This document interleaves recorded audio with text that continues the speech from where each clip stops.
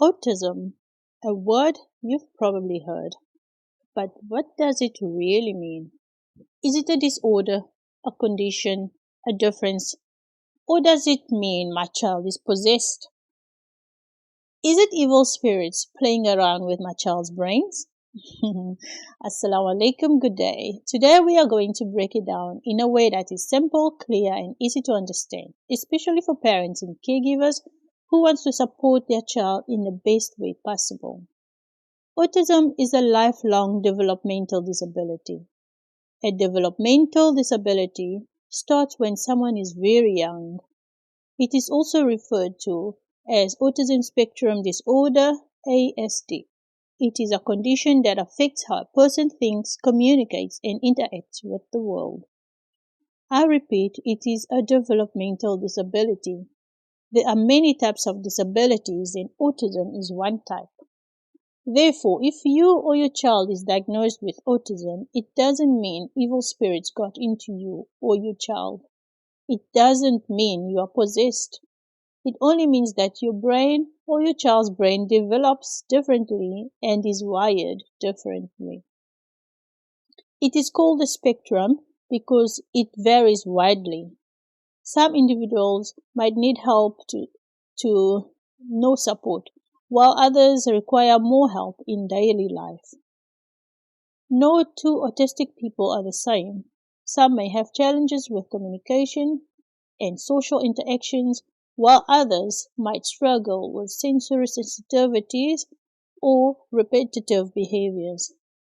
Some may be non-speaking autistic persons and others may have intellectual disabilities.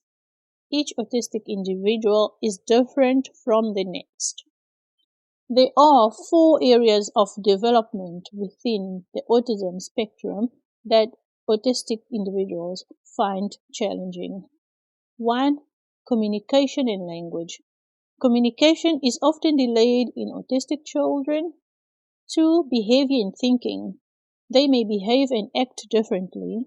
They may have behaviors that are misunderstood. They are not naughty or difficult. They have a different way of thinking. 3. Social interactions. Social development may be delayed in autistic children or autistic individuals. They may struggle with interpersonal interactions. They may struggle with understanding social norms. Autistic individuals find it hard to make friends. 4. Sensory systems.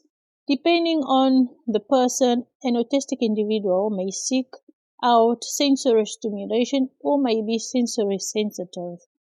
Sensory processing is how you think about your senses and how you understand your senses. The senses of hearing, seeing, touching, smelling, tasting, etc. An autistic person uses these senses very differently. Many autistic people have senses that are too strong or weak. If one of the senses is too strong, he or she might not be able to pay attention to anything else. If one of the senses is too weak, he or she might not notice the sense at all. For example, loud noises might bother an autistic person, and they might like the texture of one food and hate the texture of another food. Sometimes their senses feel like too much. It is called sensory overload. Sensory overload can make them angry and upset and cause a meltdown or a shutdown. A meltdown and a shutdown is not the same as a tantrum. Autistic people can't control when they have a meltdown or a shutdown. A meltdown is when an autistic person can't control their feelings. A shutdown is when they stop being able to do anything. They might not be able to talk or move. Both meltdown and shutdowns are caused when they feel too stressed. When that happens, whoever is around them can help by firstly removing whatever that's causing the stress, removing anything that's dangerous around them, and move them to a quiet and safe space. Give them time to calm down. If a song helps them calm down, sing a song. Offer them whatever that might help them to calm down. If nothing works, give them some time to get through it. Autistic people stim to help them balance out their senses.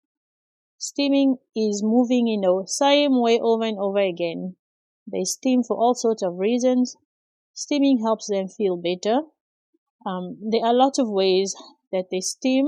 Some examples are rocking back and forth, flapping hands, humming, mumbling, singing, rubbing soft things on their face or body, and spinning. Well, autism might sound like a lot of difficulties, but it also comes with strength like deep focus, creativity, and unique ways of seeing the world. Therefore, there are good things about autism as well. You may ask, how can I help my child? Help your child with whatever they are struggling with, be it communication skills, social skills, or whatever skills that your child is struggling with. Each child is unique and will develop at their own time and pace. With lots of help, they are able to learn and they can improve over time. Remember, autism is not something to fix. It's a different way of experiencing life. With love, patience, and the right support, autistic individuals can lead happy, fulfilling lives. Can I pray for my child's condition? Yes, of course. We should be praying for every condition. Just do not pay money to those weird people who tell you that your child's autism is caused by evil spirits. You will be wasting your money and your time as well. It is God who created that child in your womb, and God does not make mistakes. If you gave birth to a child with a disability, that is a test for you and everyone else around the child. And in that test, there are blessings as well. Pray for your child, offer as much help as you possibly can, and be hopeful and patient. Remember, autism is a medical condition, not a spiritual problem. If you find this video helpful, please give it a like, share it with others, and subscribe for more content on autism parenting and caregiving. Let's spread awareness and create a world where every child is understood and accepted.